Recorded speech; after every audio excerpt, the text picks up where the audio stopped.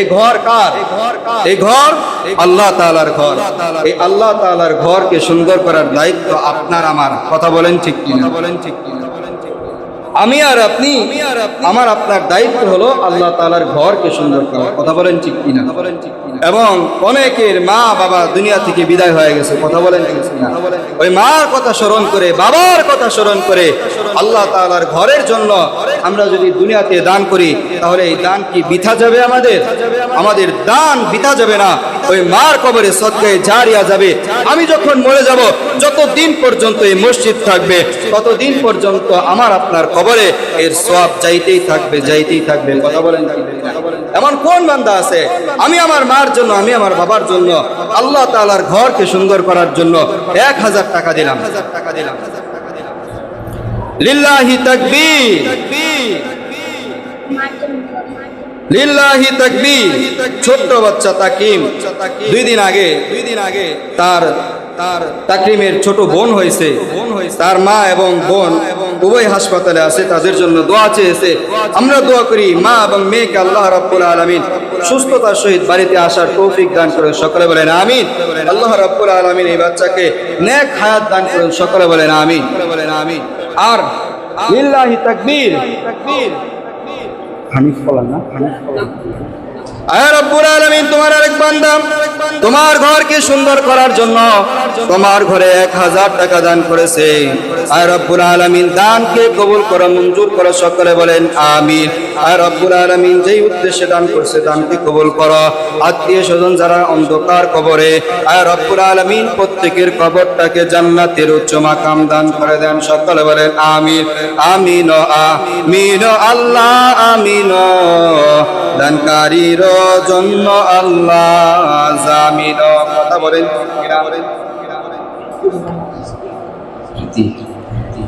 লিল্লাহি তাকবীর।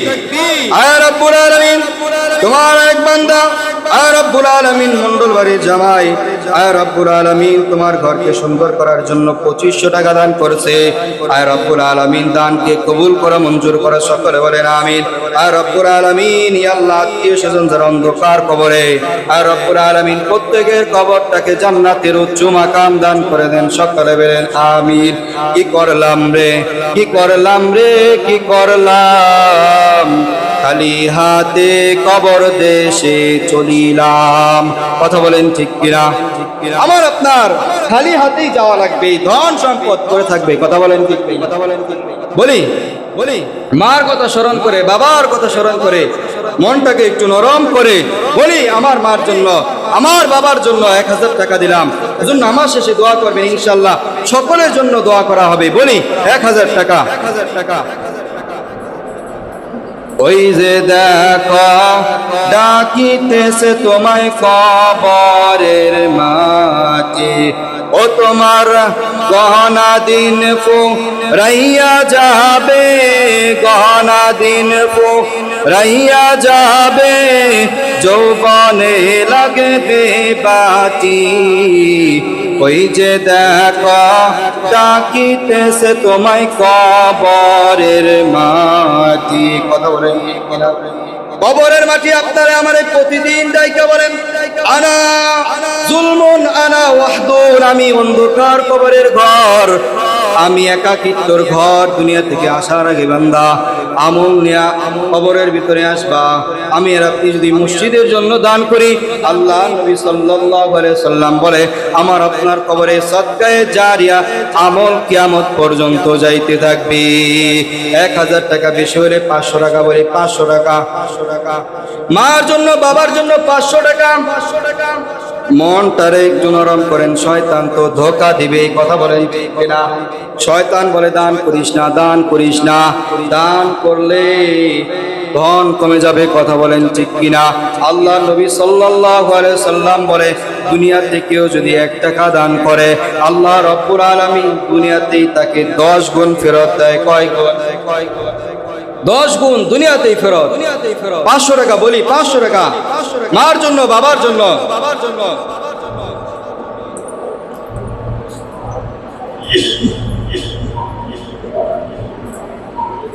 লিল্লাহি তাকবীর। আর রব্বুল আলামিন তোমার আরেক বান্দা মার কথা স্মরণ হয়ে গেছে, বাবার কথা স্মরণ হয়ে গেছে, মা বাবার জন্য মসজিদের উন্নয়নের জন্য 500 টাকা দান করলো। আর রব্বুল আলামিন তুমি তার দানকে কবুল করো, বলেন আমিন। আর রব্বুল আলামিন তোমার আরেক বান্দা মসজিদের উন্নয়নের জন্য মা বাবার কথা স্মরণ হয়ে গেছে, আর রব্বুল আলামিন 500 টাকা দান করছে। আর রব্বুল আলামিন দানকে কবুল করা, মঞ্জুর করা, সকলে বলেন আমিন। আর নাই কেউ আমরা 500 টাকা বলি, মদিনা যাইতে পারলাম না, মদিনা দেখতে পারলাম না, মদিনা যাইতে পারলাম না, মদিনা দেখতে পারলাম না। কথা বলেন কিনা? ওই মদিনা যাওয়ার স্বপ্ন আছে কি নাই? ওই মদিনা যাওয়ার স্বপ্নকে সামনে রেখে আল্লাহ তাআলার ঘরে দান করেন, ইনশাআল্লাহ ইনশাআল্লাহ আল্লাহ রাব্বুল আলামিন আপনাকে একদিন না একদিন মদিনায় নিয়ে যাবে। ওই মদিনার স্বপ্নকে সামনে রেখে 500 টাকা আমরা দান করি মসজিদে। এই ঘর কার? আমরা কার ঘরে যাব?